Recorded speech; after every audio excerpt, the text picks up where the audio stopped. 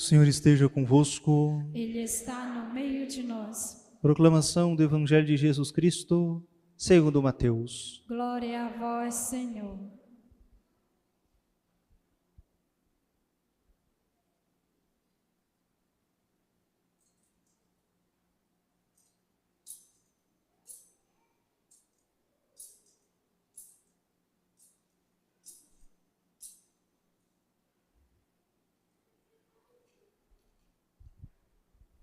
Naquele tempo, disse Jesus a seus discípulos: Vós sois o sal da terra. Ora, se o sal se tornar insosso, com que salgaremos? Ele não servirá para mais nada, senão para ser jogado fora e ser pisado pelos homens. Vós sois a luz do mundo. Não pode ficar escondida uma cidade construída sobre um monte. Ninguém acende uma lâmpada e a coloca debaixo de uma vasilha, mas sim num candeeiro, onde ela brilha para todos que estão na casa. Assim também brilha a vossa luz diante dos homens, para que vejam as vossas boas obras e louvem o vosso Pai que está nos céus. Palavra da salvação. Glória a vós, Senhor.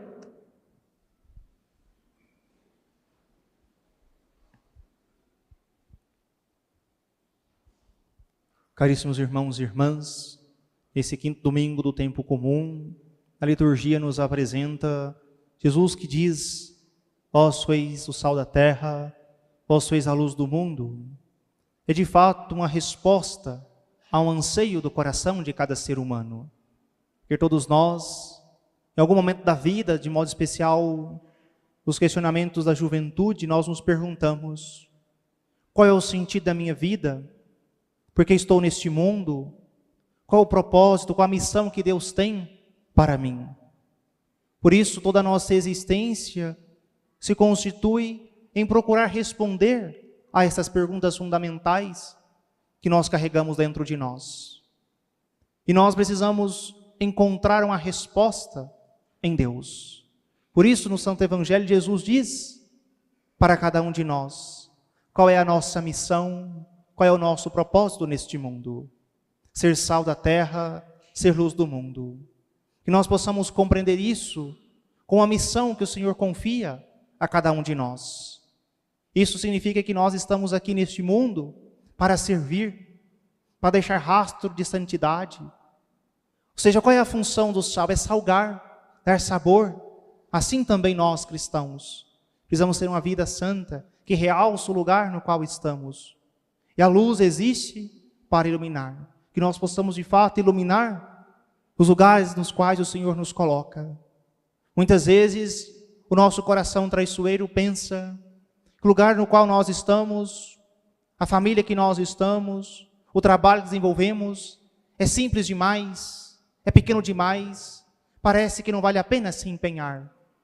Mas que nós possamos ter a certeza, e para aquele que ama a Deus, não há nenhum lugar indiferente, nenhum lugar insignificante, porque Ele é capaz de fazer brotar no seu coração a busca da santidade. Em todos os lugares nos quais o Senhor nos coloca, é ali que nós devemos frutificar. É ali que nós precisamos iluminar e dar sabor à vida das pessoas.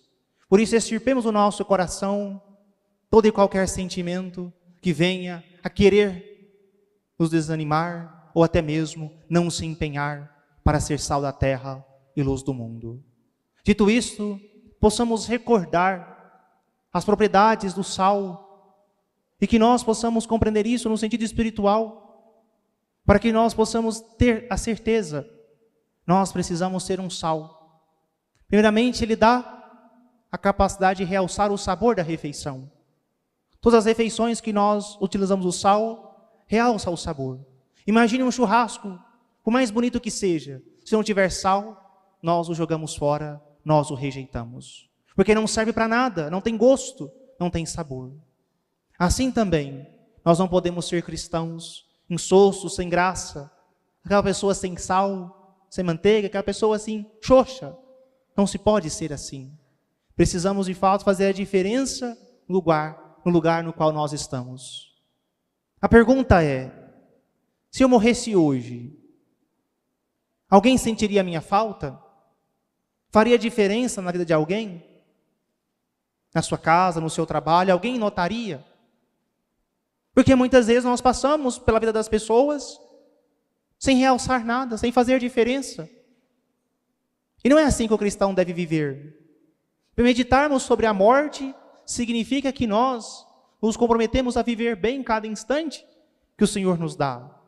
Porque nós compreendemos a nossa missão, que é amar, que é servir, que é se gastar pelos outros. Que nós possamos, de fato, nos perguntar: eu faço a diferença na vida de alguém? Ou tenho uma vida que não tem sabor, não tem gosto? Eu preciso ser um sal que, de fato, possa realçar o sabor, possa fazer diferença na vida das pessoas. O trabalho que desenvolvo, a amizade que tenho, as orações que faço, a intercessão que dedico às pessoas. Tudo isso precisa fazer diferença na minha vida e na vida das pessoas. Segundo aspecto do sal, ele preserva o alimento. Quando nós salgamos uma carne, nós a conservamos por mais tempo. No tempo que não existia geladeira e freezer, era o comum das famílias conservar os alimentos com sal. Aqui também nos ensina que precisamos nós preservar-nos do pecado. Precisamos viver na graça de Deus. Nós sabemos sim o que é o certo. O que nós devemos fazer: rezar todos os dias, ir à Santa Missa, fazer caridade, devolver o dízimo, instruir aquelas pessoas que estão no erro. Sabemos de tudo isso, mas de repente nós não conseguimos exercitar isso de modo concreto. Sabemos o que é o certo e ainda assim nós erramos. Por isso precisamos pedir ao Senhor a virtude da fortaleza para saber o que é o certo e ter a força necessária para realizá-lo.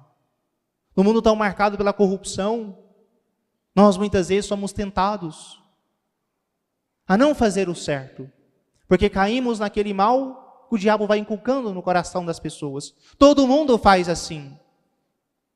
Ainda que todo mundo caísse no buraco, nós não iríamos cair. Ainda que todo mundo fosse desonesto, nós não seríamos, porque somos cristãos. Ainda que todo mundo traísse, nós não iríamos trair, porque nós temos a fidelidade no matrimônio como princípio de vida. Ainda que todo mundo abandonasse a igreja, nós permaneceríamos, porque nós entendemos que aqui é o único caminho de salvação que conduz ao paraíso. Portanto, não sejamos nós essas pessoas que vão justificando os nossos erros, porque é este ou aquele grupo faz, mas que nós possamos ser capazes de preservar-nos do mal. E até mesmo nas situações mais cotidianas e mais simples. Nós escutamos na primeira leitura do profeta Isaías: tirai do vosso meio a linguagem maldosa e indecente. E nós possamos ter a certeza que quando nós falamos que o sal preserva e que nós precisamos preservar na graça, é aquilo que Jesus nos ensina: vigiar e orar. Precisamos ser vigilantes na oração. Precisamos ser capazes de perceber o que eu senti ao olhar para aquela mulher, o que eu senti para olhar para aquele homem. Eu preciso vigiar sobre os meus pensamentos, sobre os meus sentimentos, para que eu não caia num pecado. Se aquilo me leva a pecar, eu preciso cortar. Se aquela conversa pareceu um pouco indecente, se aquela conversa deu a entender que seria mais do que o limite permitido, que eu saiba cortar. Eu preciso ser capaz de evitar as situações de pecado. Mas isso só é possível quando nós temos intimidade com Deus. Quando nós experimentamos Deus na nossa vida. Quando nós temos um coração adorador. Um coração próximo ao coração de Cristo. Porque senão nós vamos normalizando todas as ocasiões de pecado e vamos justificando cada uma delas como se fosse normal, como se aquilo fosse permitido. Curtir uma foto no Instagram daquela pessoa. Você é casado, você é casada. Qual o interesse disso? Precisamos nos alertar sobre essas situações que muitas vezes vão se tornando pouco a pouco ocasião de pecado. Por isso, preservar-nos do pecado é ser vigilantes e atentos às nossas palavras, nossas ações, ao que se passa em nosso coração. Por isso, queridos irmãos e irmãs, peça sempre ao Senhor a graça de fazer o certo em toda e qualquer situação. Senhor, que eu possa fazer o que é certo. Me dê a força necessária para evitar o pecado. Que eu não tenha diálogos com o demônio. Que eu não tenha flertes com o pecado. Mas que eu saiba rejeitá-lo veementemente pela oração. E como nós fazemos isso?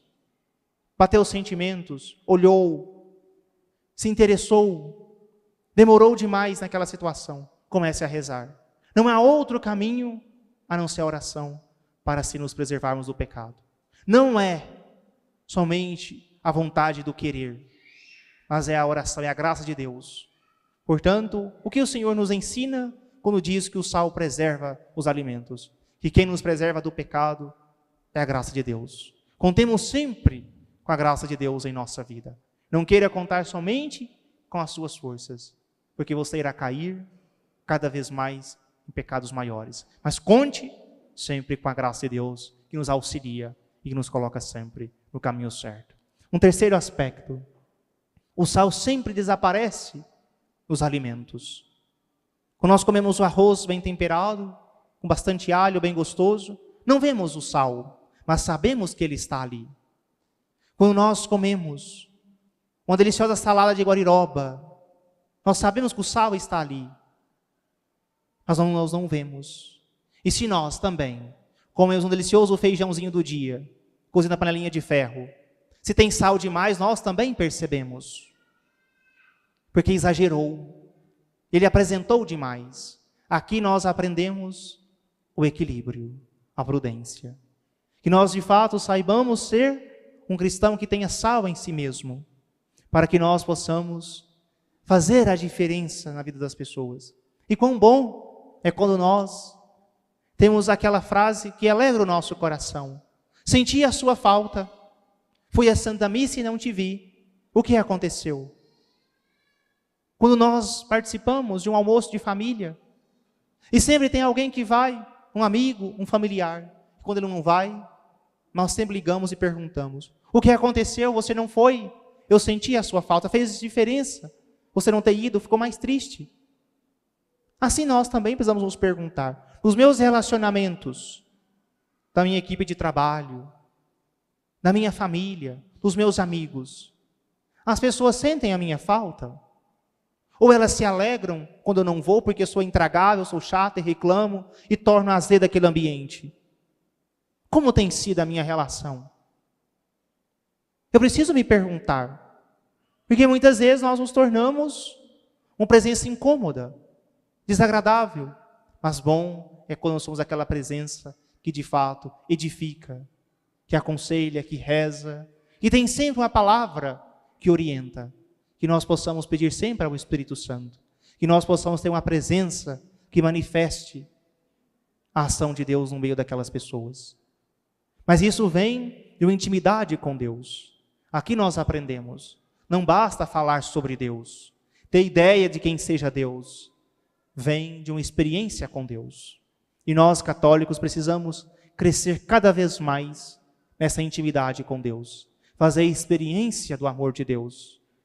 De fato, ter um coração todo entregue ao Senhor, para que nós possamos falar não de nós mesmos, mas falar de Deus, falar da experiência que nós temos com Ele, construir com Deus uma história, para que nós possamos fazer a diferença na vida das pessoas. Aí nós aprendemos também que as boas obras que nós conseguimos fazer, elas são discretas. Nós não precisamos alardear o que nós fazemos. Nós não precisamos gastar com propaganda dizendo o que nós fazemos de bom, se rezei por alguém, se fiz caridade. Não. Nós iremos seguir tranquilamente aquilo que Jesus nos ensina. Que a mão direita faz, a esquerda não deve saber. A discrição na caridade, a discrição em aconselhar, em corrigir, tudo isso nós aprendemos com o Senhor. E por fim, um quarto aspecto, que nós possamos aprender também que o sal desperta em nós a sede. E todos nós carregamos em nosso coração a sede de Deus. Nós queremos sempre, cada vez mais, se aproximar de Deus. Nós nunca seremos plenamente saciados, porque nós sempre temos algo a conhecer de Deus, pois é um mistério profundo. Nós nunca vamos esgotar plenamente quem é Deus, quem é a igreja. Nós seremos sempre capazes de se encantar e se apaixonar cada vez mais por Jesus. Isso também nos faz refletir. Será que eu já conheço tanto? Será que eu já estou estagnado na minha fé? Parece que nada mais me motiva, me encanta. Eu não posso ser um cristão sem sal, que já está cansado, Porque o Senhor diz, aquele cristão que é insosso, que não salva, que não faz diferença, que não tem boas obras, o que será com ele? Jogado fora, será pisado pelos homens. E ser jogado fora para Jesus é ser lançado no inferno. Portanto, não desperdicemos a nossa vida, mas gastemos a nossa vida por amor a Deus, por amor às pessoas, para que nós não sejamos rejeitados pelo Senhor. E por fim o Senhor diz, vós sois a luz do mundo. A luz que nós somos chamados a portar nesse mundo é a luz de Deus. Sempre as imagens de Nossa Senhora trazem aos seus pés uma lua, porque nos recorda que Maria, a mãe de Jesus e nossa mãe, ela é a mulher vestida de sol, que tem a lua debaixo dos pés. É uma imagem perfeita e fiel de cada cristão, uma imagem da igreja. Pois nós também não temos uma luz própria. Nós refletimos a luz de Cristo. Assim como Nossa Senhora também reflete a luz de Cristo. Portanto, que nós somos chamados a ser como a lua, que possamos iluminar, porque nós estamos mais próximos de Jesus. E sejamos como a lua cheia, que brilha perfeitamente a luz de Cristo. E como nós fazemos isso em nossa vida? É o que o Senhor nos exorta no Santo Evangelho. Para que os homens vejam as vossas boas obras e louvem o vosso Pai que está no céu. Para nós sermos sal da terra, sermos luz do mundo, nós precisamos agir. Precisamos de boas obras. Não são discursos, não são frases, não são palestras, mas ações que demonstram que de fato nós queremos ser sal da terra e luz do mundo. E quais são as boas obras que o Senhor pede a cada um de nós? Primeiramente, o conceito básico que devemos guardar em nossos corações. Toda boa obra é aquela que nós fazemos por amor a Deus. Que seja um copo d'água que damos a quem nos pede porque tem sede. Se nós fazemos por amor a Deus, é uma boa obra. Se vestimos alguém que está despido, por amor a Deus, é uma boa obra. Se nós aconselhamos aqueles que estão no erro, é uma boa obra. Se nós, todos os dias, nos dedicamos tempo à nossa família, você esposa, mesmo cansada, com sono, levanta de madrugada para preparar a marmita do seu esposo, prepara-lhe um arroz fresquinho, prepara-lhe o café para que ele possa ir trabalhar. Se você faz por amor a Deus e a sua família, é uma boa obra. Se você cuida bem dos seus filhos, prepara bem a refeição, a sua roupa, chama ele no horário certo, leva à escola, busca. Isso é uma boa obra, porque você faz por amor a Deus, por amor à sua família. Por isso, nós precisamos guardar em nossos corações aquilo que diz São Paulo na sua carta, 1 Coríntios 13. O amor é paciente, o amor tudo suporta, tudo espera, não é rancoroso. Ou seja, que nós possamos de fato vivenciar esses aspectos do amor em nossa casa. Que nós tenhamos boas obras para dar ao Senhor. Por isso, como tarefa de casa, todos possam ler, possam meditar 1 Coríntios 13 nessa semana.